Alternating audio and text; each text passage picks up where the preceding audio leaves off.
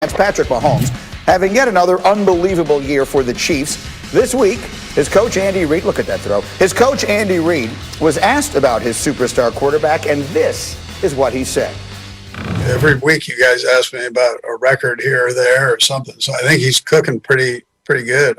I'd like to eat some of the stuff that he's cooking, so. Well, that's not an upset. Andy tends to like to eat things that almost anyone is cooking. But in this case, Mahomes has just been spectacular. And if you look at his numbers up against Aaron Rodgers' numbers this year, as these two seem to have separated themselves in the MVP conversation, you see all the numbers on your screen there. This feels like a two-horse race going down the final quarter of the season. And so, Chris Canty, I start with you. If you were to cast an MVP vote right now, who gets it? I'm going to give it to Aaron Rodgers, and let me say this. If I was starting an NFL team, I would pick Pat Mahomes over everybody else. But the way that Aaron Rodgers is playing the quarterback position right now, you got to get that man his props. 36 touchdowns to only 4 interceptions. He's a machine out there. And the sequence that you saw in the first half to Davante Adams down there at the goal line, he tried to get it to him on the smoke, got down to the 1, couldn't get it in on that third down pass, goes right back to him on 4th down, and you see that great pitch and catch right there. No tandem in the National Football League is doing it better than these two, and I think Aaron Rodgers can ride that to an MVP. Okay, fair enough. I think Tyreek Hill had 200 yards in the first quarter of the week before, but that's a whole other conversation. Greg, let me come to you. Who gets the MVP vote right now? If the MVP went to the best player, it'd go to Patrick Mahomes. But it's the most valuable player, and because of the supporting cast that Patrick Mahomes has at his disposal every single week, I gotta lean towards Aaron Rodgers. The guy had Davante Adams out of the lineup for a little bit, and his wide receivers are kind of a cast of characters, not bad players by any stretch of the imagination, but Allen Lazard, Valdez-Scantling, Robert Tonyan. We're not talking about a who's who of all pros here. Solid players nonetheless, but Aaron Rodgers is bringing out the best in each and every one of those guys and has throughout the course of the season. So he is the most valuable player at the moment, but the most talented player still unequivocally is Patrick Mahomes. I heard the sighs. Jeff Saturday, what do you think? Y'all are both high.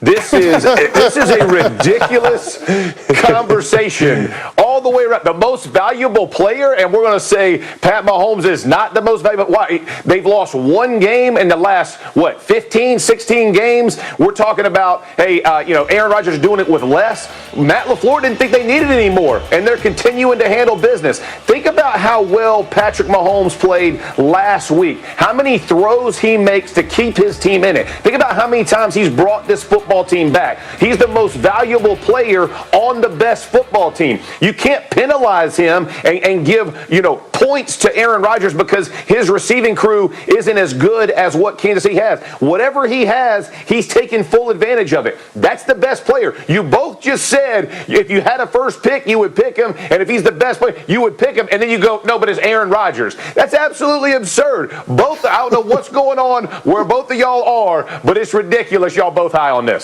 Look, I've said it before. They should just rename the award the Patrick Mahomes Award because he's going to be the MVP for the next 15 years and give it to Rodgers this year and give it to whomever you want going forward. That is legitimately what they should do. And someday they will because, like most geniuses, I won't be fully appreciated until long after my time.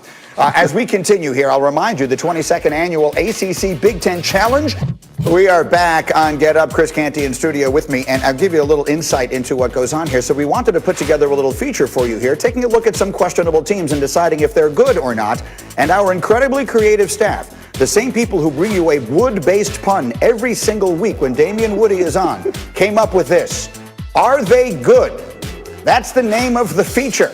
So let's take a look at some of these teams and decide if they are or not good. We start with you, Canty. The Ravens, are they good? As much as it pains me to say this because I'm a former Raven, I got to say it. They're not good, and they're not going to make the playoffs. I'm surprised to see the Baltimore Ravens offense regress the way that it has. Last year, they led the league in passing touchdowns, and their identity was running the football. They set the single-season rushing record for a team. This year, the rushing game hasn't been there, and they haven't been able to have the complement of the passing game. Because they don't have the identity, that's going to keep them on the outside of the playoffs. All right, Jeff Saturday. The Raiders, are they good?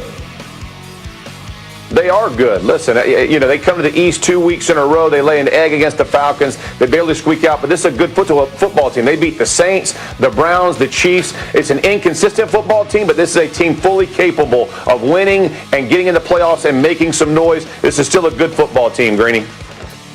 Right now, they're the number 8 seed in the AFC. Hey, Dan Graziano, the Giants, are they good?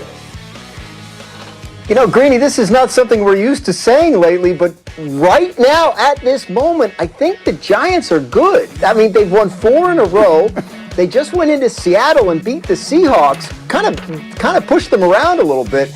I was at that game. I'm standing in the front row at the end, waiting to do our post-game interview. Logan Ryan comes running off the field to the locker room going, "You believe yet? You believe yet?" And I'm thinking to myself, yeah, they just beat Seattle. Why not? Why aren't they good? I think that's a good point, a good take. And I'll tell you what, are they good as a keeper? Sometimes the simplest questions are actually the best. So let's talk about the NFC East a little bit here. We showed you Washington, the football team, knocking off Pittsburgh yesterday. We see the Giants go out to Seattle and knock off the Seahawks without their starting quarterback, Daniel Jones.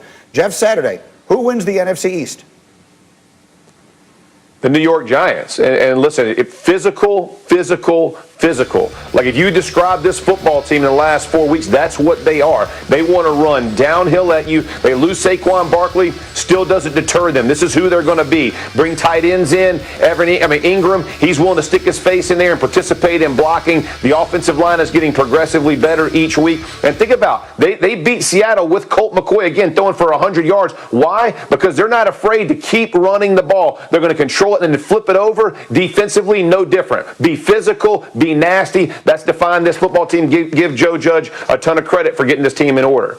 Since they were 0-5, they've gone 5-2, and their losses were by a combined 3 points. But you mentioned when they were 0-5, they beat the Washington football team in a moment that kind of turned their season around. And Chris Canty, you do a talk show locally in New York, so you're there day in, day out to see it. That moment might have changed everything in that division. Absolutely, because if the Washington football team and the Giants finish tied with the amount of wins at the end of the season, the Giants have the tiebreaker based on the head-to-head sweep that they had in the 2-game season series. So going back to that decision that Ron Rivera made, you wonder why he did it in that moment, because they had all the momentum in that Week 6 matchup at that moment in the game. If you go into overtime, maybe you could be talking about the Washington football team pulling out a win. But instead, he went for 2, River Ron gambled, and he lost, and it could come back to bite him at the end of this year. Yeah, to be clear, an extra point in that situation would have tied it. The game would have gone to overtime, and we would have seen what would have happened. In that case, they went for the 2 and the win. They didn't get it, as you saw. So, Graziano,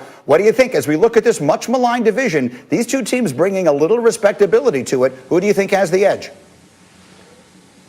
I think it's the Giants because of the tiebreaker, but I mean, look, this could go either way any week because, I mean, yesterday you wouldn't have thought we were sitting here saying Washington had beaten Pittsburgh. You would have thought the Giants would be in command, but instead keep pace. So, interesting race. But the most important thing is, look, if you had said to me a week ago it's going to be Seattle and Pittsburgh in the Super Bowl, I couldn't have said you were crazy. And they just both lost to NFC East teams. Those could be tough teams to play in January, whichever one gets in. Clearly, the division champion is going to host a playoff game in January, and right now, no one wants to go to either of their buildings. Meanwhile, let's talk about it. One of the biggest stories coming from the weekend, Carson Wentz being benched for Jalen Hurts during the Eagles' loss to Green Bay. Yesterday, head coach Doug Peterson was asked if a decision had been made regarding who starts this week against New Orleans, and here is what he said. No, I have not made a decision yet. Not prepared right now to make any statement or decisions on that. I'm still processing a lot of things and going through a lot of things before I make that decision. So that when I know, you'll know. Sure. I'm not asking what the decision is, but what goes into that decision. I would like to keep those private, so that's just between me and me. I hadn't heard that part of it. That's funny. Okay, Graziano, what are we hearing about this situation? Look, I'm not Greg McElroy. I'm not going to break down quarterback tape, but I have covered my share of Monday head coach news conferences, and I know that when the coach says he hasn't decided who the quarterback's going to be next week, it's probably not going to be the guy that started this past week. So it sounds like the Eagles are at least giving serious consideration to starting Jalen Hurts if they haven't already made that decision. Oftentimes the coach will want to make sure and tell the quarterbacks before he tells the entire world, but I would expect an announcement tomorrow on who the Eagles starting quarterback will be this week, and I don't think anybody would be shocked if it turned out to be the rookie second-round pick Jalen Hurts. All right, now hold that thought a minute, Dan, because I do want to come back to you on what this all may mean long term. But Greg, let me come to you from a quarterback's perspective.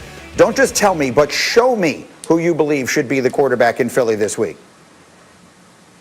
Well, if the goal for the Eagles is to continue to try for a playoff push and to win games right now, the quarterback needs to be Jalen Hurts. And I'll show you exactly why, because there were moments in which he made everyone around him better. It's 3rd and 4, critical down and distance. There's pressure off the left-hand side.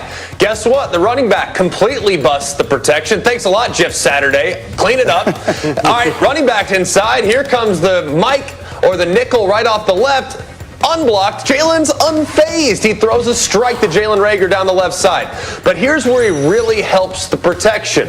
You have pass rushers up front that are trying to get after the quarterback. But when you have a mobile option, you can't overrush the passer. It's exactly what happens right here. You have 3 Green Bay Packers that are on the same level as Jalen Hurts, and he bursts free, makes a guy miss, and he turns it into a first down. Similar situation right here. 4th and long, 4th and forever, obvious passing situation. Guy gets rushed past Jalen Hurts, gives him a little bit of a window to buy a little time and throw a strike downfield for his first career touchdown pass. This is what's going to allow Philly to be a little better down the road, is that Jalen Hurts' mobility makes not just his receivers better to buy a little extra time to get open, but his offensive line, which has been a problem all year, his offensive line to basically keep guys in front because he can exploit you if you get rushed past the passer.